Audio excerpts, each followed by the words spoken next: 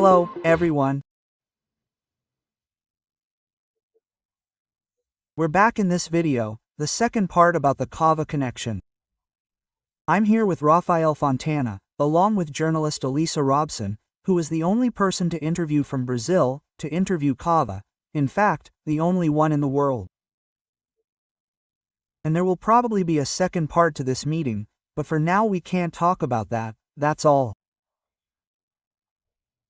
Elisa is here. Elisa, thank you once again, and for the joy of welcoming me into your home with your family. Oh, Rafael, the pleasure is all mine, and let's go.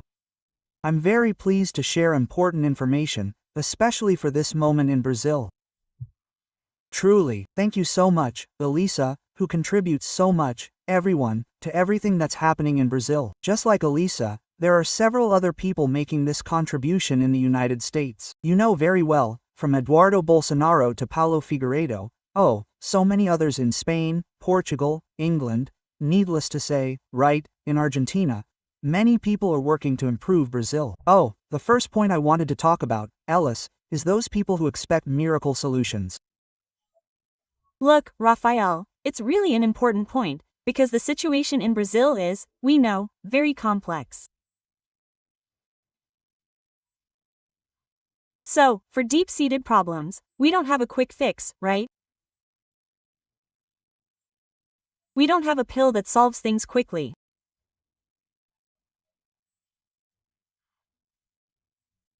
So, it's very important for Brazilians to understand that we, who are also working out here, can find solutions, like a way out for Brazil, but nothing is instantaneous.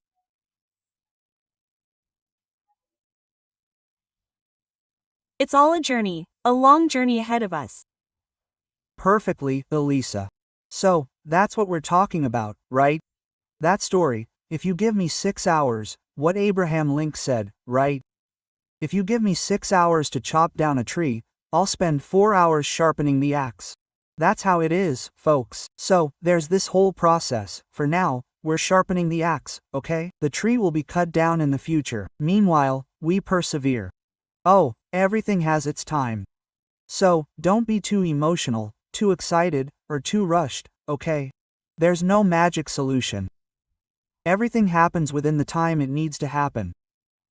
That said, Eli, there are a lot of people in Brazil, for example, who say, Carvajal, Hugo, Pollo, Carvajal, but they don't know exactly what happened, because Carvajal was a very powerful person during Hugo Chávez's administration.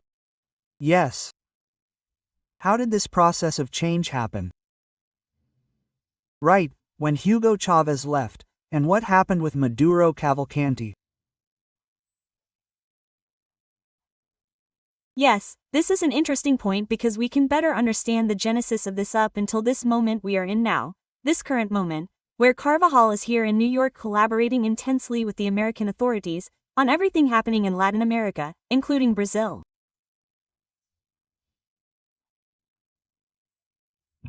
But the genesis of this was, like you said, with Chávez. Well, actually, when Hugo Chávez died, we had Maduro and Carvajal, both vying to take power in Hugo Chávez's place. And their negotiations were made, and Maduro took over. Carvajal then began to occupy strategic positions, right? Although not leadership, but with a lot of power, right?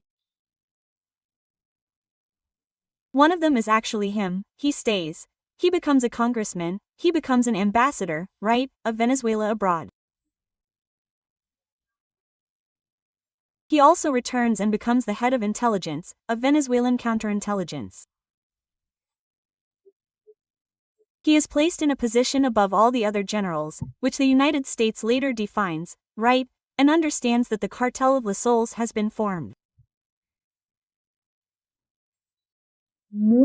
So he begins to occupy many important positions, but based on a negotiation so that Maduro then takes Chávez's place. Although the two initially disputed this position of total power, they later break up, right?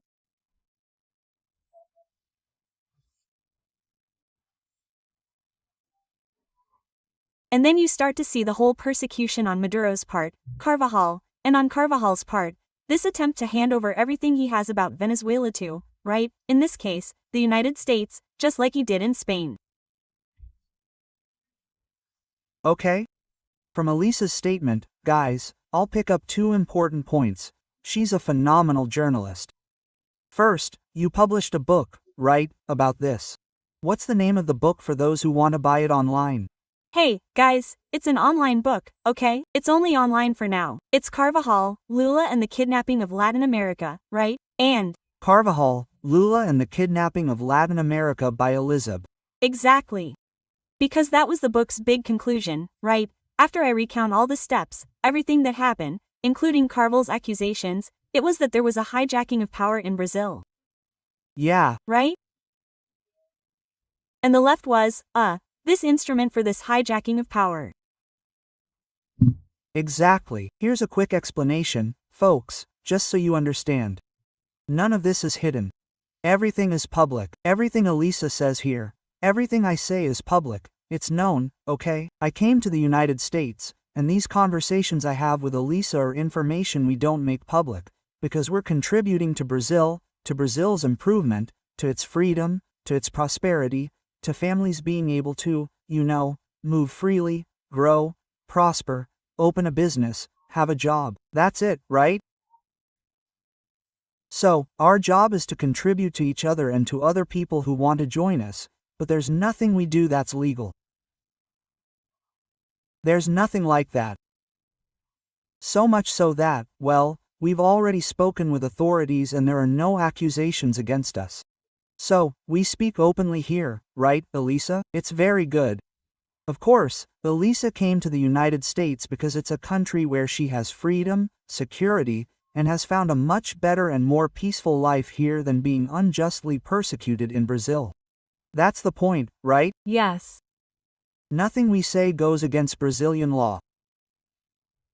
But Brazil is going through a time when we're sometimes surprised by things that, shouldn't happen. So, that's why Elisa sought to live in a country where she can speak freely. She came to the United States with her family. Just to be clear, okay?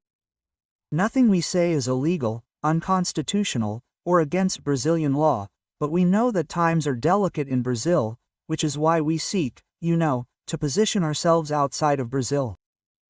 That's it. Another point Elisa mentioned is fundamental, hence the name Cavallo Connection. Cava is already collaborating deeply with the American authorities. Everything he said here can no longer be unsaid, right? In quotation marks, he has already collaborated, okay, deeply. He's already said a lot. He's already said a lot, and some people are scared, right? Oh, he's going to die in jail. His life is at risk. He's safe because he pleaded guilty and made a plea bargain. Well, that's exactly it. He handed over the information, all the information the American justice system wanted related to Venezuela and the United States. Yeah, right, question mark. That was the main point of this plea bargain. What Maduro's strategy against the United States was, and for now, it remains confidential. This information is very interesting, but it remains confidential.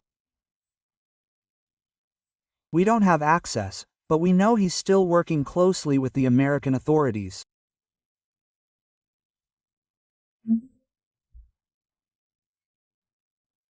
And many people, another piece of information I have from a reliable source, is that many people in Latin America are very afraid of the information he made available to the American justice system, which is being processed, right, and will certainly be used to exert even greater pressure than we're seeing.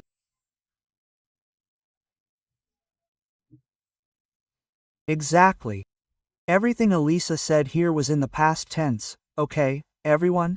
Past tense, he's already provided the information, okay? In the future, he might collaborate even more, but he's already provided the information. But why hasn't the US government done anything yet?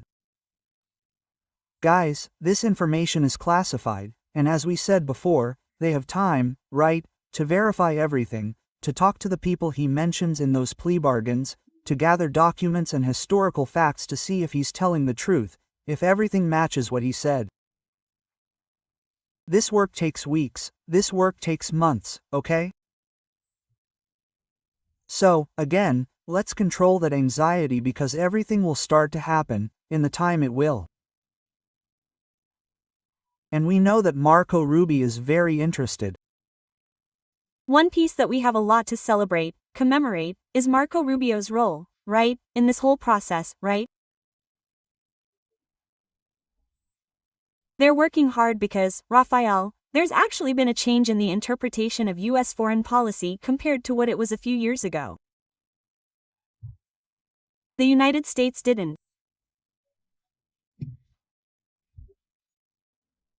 see that its role was necessarily to save other countries, etc. It had a very political intention, and everything was done very carefully.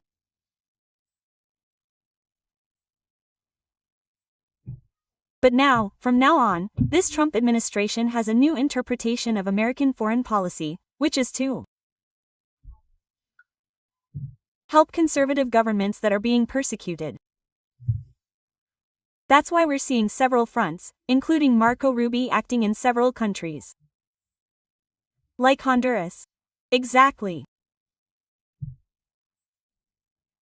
Not only in Venezuela, but also in Brazil, to manage, so to speak, these conservative crises in these countries, where freedom and democracy need to be protected. And we have dictatorial governments advancing. So Marco Rubio and the Trump administration are working in this direction. But, speaking of Brazil, many people, as you said, are anxious, whether because of the Carville case moving forward, or because the United States, Marco Rubio, are they applying Magnitsky and what else? And why don't they just cut off Moraes' head? It's not. Because, folks, something very important that needs to be understood, they're not going to drop a helicopter and kidnap the members of the Supreme Court, who are doing so much harm to Brazil. They're not going to take that radical action. What they're going to do is increase the pressure. When Eduardo says there will be new sanctions, or Paulo Figueiredo, they're referring to the fact that the pressure will increase on these people and the Brazilian people will feel it, right? And sometimes it will be a bitter pill. It may be a bitter pill for the people too, but what's the intention of that? It's about provoking Brazilians to take action, take to the streets, and take the lead, because it's the Brazilian people who need to have the main reaction.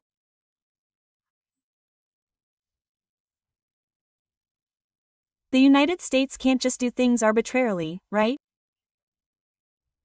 The people need to have their say. And this is a strategy, Rafael, that they're using, you're seeing, right, in several other situations. Maduro himself is very easy for them, right, to overthrow Maduro once and for all. But the most important thing about this strategy is that, in addition to Maduro, the population needs to be there supporting any action. And I think Venezuela has already taken a step, the people are taking an important step in this, and Brazil is missing one. Brazilians need to take a more serious stance so that the United States can also continue moving forward. Now they're going to provide the final solution, so to speak. No, folks, they're going to take very good steps, very steps that will strengthen the people, and the people need to take a stand. True, Alice, that's what we've been seeing, the people's participation. Of course, Brazil needs external support, as is already happening, from the United States, Argentina, El Salvador, and Israel. It can't solve this alone. England was there yesterday. We had an impressive demonstration in England. Impressive. So, Brazil will receive international support, yes. But the final decision rests with the Brazilian people, because any foreign decision to intervene would be temporary, and then the problems would return. So this international support is guaranteed. Yes. Mainly from the United States, but from several other countries. Now, for the solution to be definitive and long-term, right? A change in the Brazilian mentality, which I believe is very important, is up to us Brazilians, okay? And that's why I'm with Elisa here. To show you if you think you're alone. No, you're not alone. There are thousands and millions of people in Brazil and around the world on your side. Elisa is proof of that. So, Elisa, the main thing about this connection, this work, has Cavaro already collaborated? Yes, he has collaborated, mainly in relation to Venezuela and the United States, right? This is a point that's already been defined, and we're here, right? I'm also working to take an X-ray of the issues related to Brazil. Why? Perfect. Because we're seeing how the United States is positioning itself in relation to Brazil. So now it's the team, right? Now, at this moment, Brazil is emerging, growing here in the United States as an important issue to be resolved.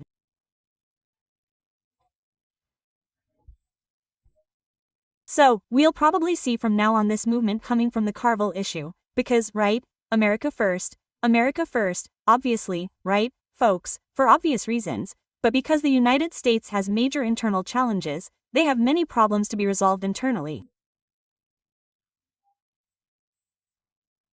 This cultural war that we see in Brazil here, it's very strong.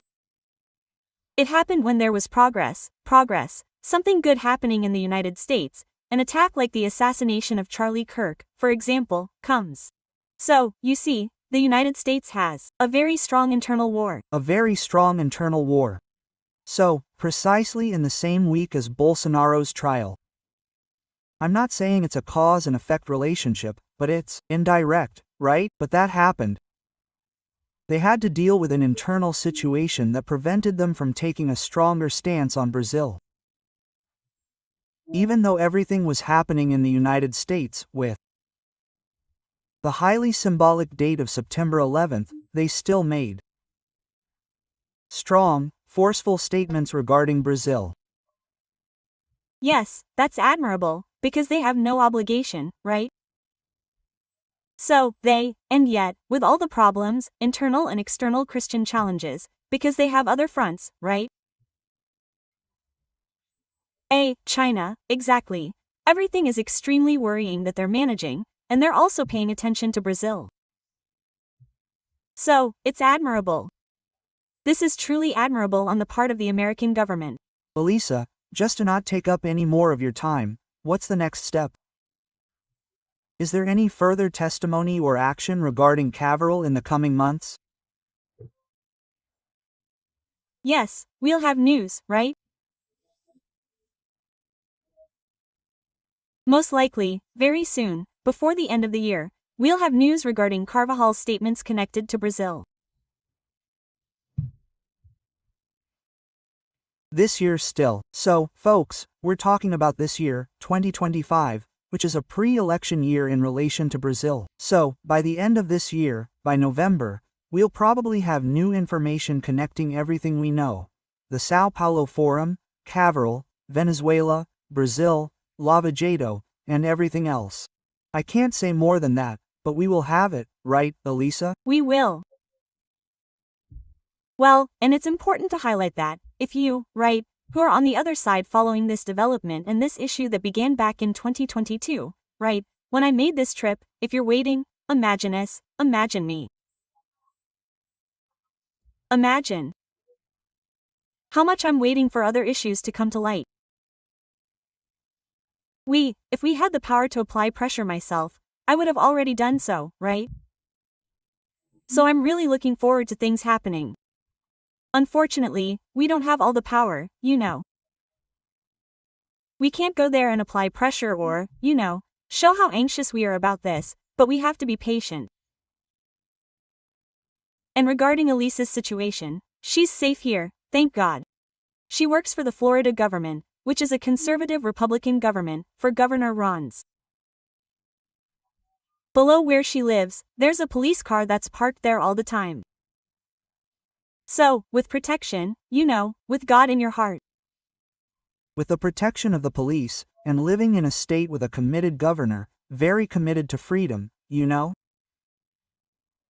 To freedom, to Christianity, and to progress, you know? We're the true progressives, you know? The other side is pro-aggression, so she's very well protected, very guarded.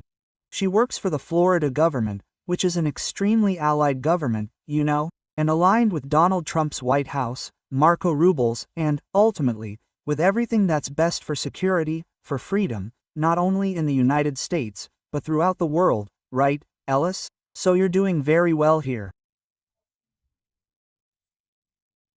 Look, I thank God first and foremost, and I'm very grateful, obviously, to the American government here, for the entire protection structure they provided for me and my family, because, well, in Brazil we know that anyone, you know, who does critical, investigative work, like I did, is completely vulnerable.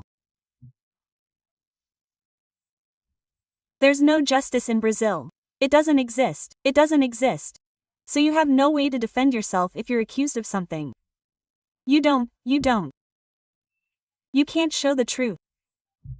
If you discover the truth, show it, that's what exists. So, I really thank the American government for everything they've done for me and my family in terms of security and protection.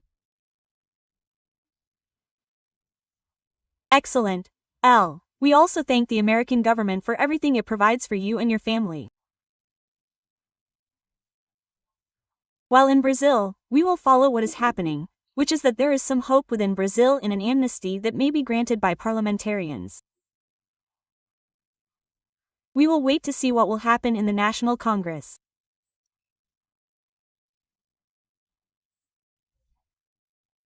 But I can only, if you allow me to say, what I believe could be very good for Brazil from now on is the moment Maduro, right, falls, right, in power in Venezuela, you will see something shocking in Brazil.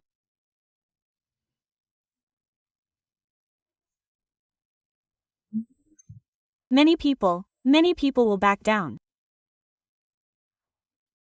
Many people, including the Supreme Court, are actually very cowardly, and the moment Maduro is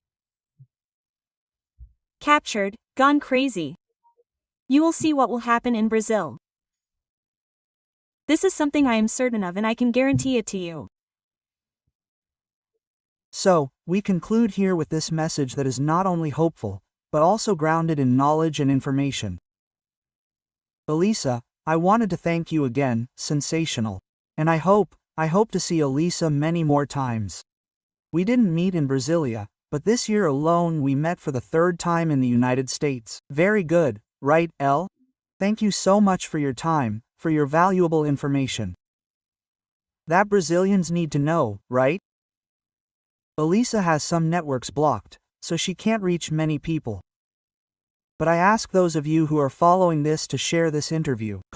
It's not even an interview, it's a conversation, right? A program we're doing together. Share it with as many people as possible. Leave a like so it reaches millions of Brazilians. That's it, Elise, thank you very much. I appreciate it.